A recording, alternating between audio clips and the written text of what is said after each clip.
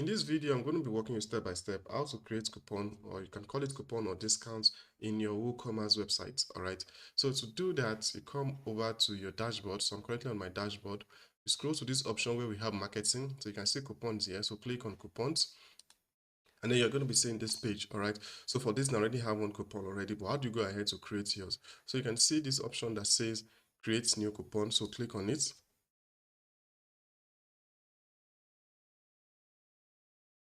So right there is what you're going to do. You're going to enter your coupon code. So if you click on generate coupon code, it will create some random numbers and letters. Okay, so alphanumeric coupon for you, but you're going to put in your own custom coupon.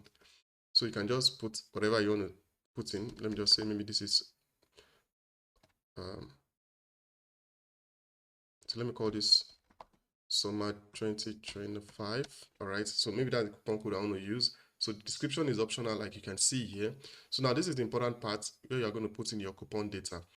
So under general, we have the discount type. So there are three options you're going to pick from. So we have the percentage discount. So let me start with this. For this percentage discounts now, so that means you're going to be giving them a particular percentage of the items that they're purchasing during their checkout once they put in their coupon code. Okay, so here you can put in the percentage discount. Maybe you want to do 10%, maybe you want to do 5%, 100%. Okay, so it depends on you. So the next one we have fixed cart discount. Okay, so maybe you want to give them a particular discount on the total item in their cart. All right, so this is where you're going to put the value of amounts you want to give them. Now this doesn't work with percent. Okay, so you can go ahead and put in the actual price. Then you have the fixed product discount. This works with product individual. Okay, so those are three options there, and then you can go ahead and put in the value.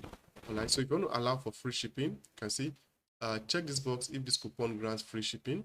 A free shipping method must be enabled in your shipping zone and be set to required a valid shipping coupon. See this now. So that means if you want to apply this discount, so that means if the discount you are giving them also get them a free shipping. Okay, so you make sure you check this, but there's a condition that you have to make sure that there's a free shipping option when setting up your shipping, and that free shipping also indicates that a valid shipping coupon, that means there's a coupon also works for free shipping. All right, so there's a settings for that. Now this is where you set in your coupon expiring date, so you can see. So I believe you must have come across some websites offering coupon and tell you that this coupon is going to, or this discount is going to be ending on a particular date. All right, that's because they've set it up in their back end. All right, so this is where you put in, okay, this maybe you want it to end on this so date. So this is where you can put that information. All right, so let me just set this as 10. So the next thing you're going to do is the usage restriction. This is also very important. Now for this particular coupon, on this discount, what condition you want to put? It's not compulsory putting all this information. If you leave it like this, it will still work. All right. But if you want to put some restriction, you can also go ahead. Okay, minimum spend. So if you don't understand, these fields allow you to set the minimum spend allowed to use this coupon. So maybe the person must have spent a particular amount before they can apply that coupon. Then maximum spend. So this is the maximum item that you can buy for this coupon to work. All right. So individual use only. If you check this, yes, check this box if the coupon cannot be used in conjunction with other coupon.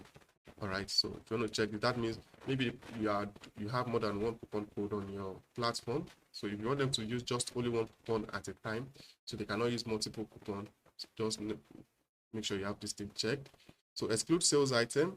Okay, check this box if this coupon should only apply, should not apply to item on sale. So that means if there are items on your site that you've already applied discount to it when you are creating your products. Okay, so I just did a video explaining how to do that in your product. If you want to see that, just go to the playlist on e-commerce. You're going to find that video.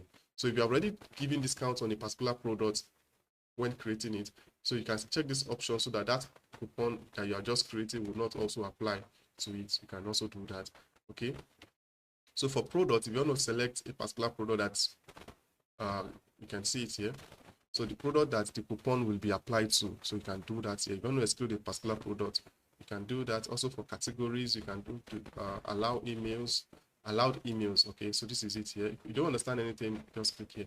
List of allowed bidding emails to check against when an order is placed. Separate emails by comma. So if there are some logged in account or some emails that you don't want them to take advantage of this coupon, you can just put them in here. Also for brands, so for brands that you want to apply the coupon to, you put in that particular coupon. Maybe on your e-commerce site now, you are maybe a particular brand is meet up with you to run a coupon, or they are offering discounts Okay, so you can create a discount specifically for that brand. So you select the brand here, and if you want to exclude a particular brand from your coupon, you can also do that here. So generally, these are the options that are available within the restriction.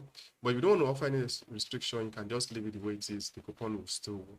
Now let's go to usage limits. So you can see usage limits per coupon. So this is where you're going to put in how many times can they use this coupon. So if you leave it like this, then it's going to be unlimited. So they can keep using it as much as possible. So limited usage on X item. So apply to all items in the cart. So you can select how many times can they use this particular coupon. So if you don't understand, you can see the maximum number of individual items this coupon can apply to when using code or discount. Leave blank to apply to a qualifying item. All right. So use it per customer. This is where you can select how many times a particular customer can use that coupon. So you can see it here. If you want them to be able to use it, multiple times, you can put it. If you just want to do maybe 1 per customer, 2 per customer, so you come here and select maybe, okay, for customer you can only use it twice. All right. So once you have selected all of these options, the general, you put in your restriction. If you need to, you select your usage limit. Okay, so you can go ahead and click on publish. All right, so go ahead and then you click on publish. So you can see with that the coupon has been created. So the only thing, so during checkout, when you have to put coupon, just put in this summer 2025.